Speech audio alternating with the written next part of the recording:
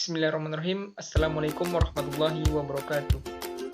Alhamdulillah, pada kesempatan kali ini, saya yang bernama Yusran Fuazi dengan NIM 180211016 dengan mata kuliah Sistem Transmisi Tenaga Listrik dengan dosen pembimbing Bapak Muhammad Rizal Fakri.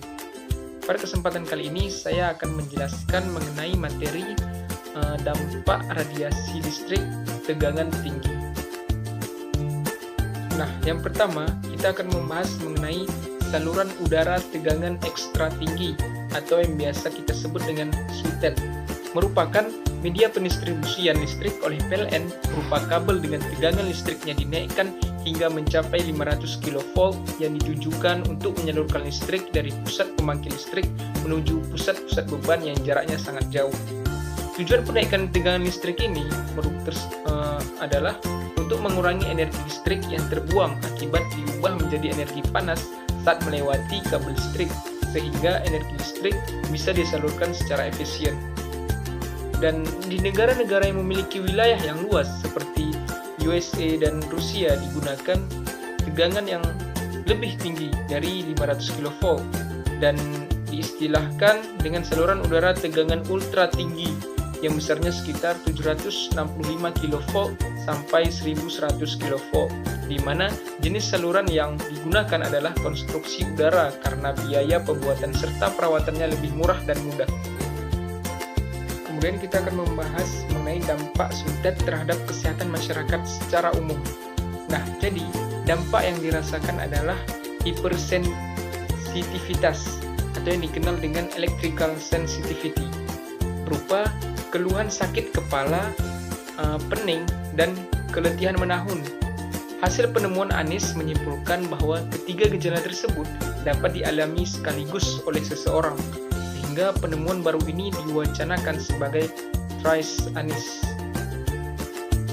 Nah, selanjutnya, batas pajanan medan listrik dan medan magnet. UNEP, WHO, dan IRPA pada tahun 1987 mengeluarkan suatu pernyataan mengenai nilai rapat arus induksi terhadap efek-efek biologis yang ditimbulkan akibat pajanan medan listrik dan medan magnet pada frekuensi 50-60 Hz terhadap tubuh manusia sebagai berikut. Yang pertama, antara 1 dan 10 mA tidak menimbulkan efek biologis yang berarti. Antara 10 dan 100 mA menimbulkan efek biologis yang terbukti termasuk efek pada sistem penglihatan dan syaraf. Dan yang ketiga, antara 100 dan 1000 mA menimbulkan stimulasi pada jaringan-jaringan yang dapat dirangsang dan ada kemungkinan bahaya terhadap kesehatan.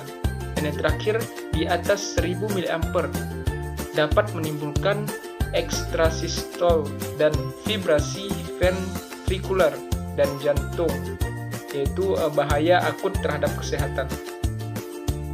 Nah, jadi bagaimana cara mengurangi dampak negatif SUTED? Yaitu kita berupaya untuk yang pertama mengusahakan agar rumah berlangit-langit. Yang kedua, menanam pepohonan sebanyak mungkin di sekitar rumah pada lahan kosong. Yang ketiga, bagian atap rumah yang terbuat dari atap logam sebaiknya ditanahkan atau digroundkan. Kemudian sesering mungkin melakukan pengukuran tegangan pada peralatan rumah yang terbuat dari logam. Dan terakhir, penduduk disarankan untuk tidak memasuki daerah sekitar pentanahan kaki menara yang telah diberi pagar oleh PLN. Sekian video pembelajaran dari saya. Kurang lebih saya mohon maaf. Saya akhiri. Assalamualaikum warahmatullahi wabarakatuh.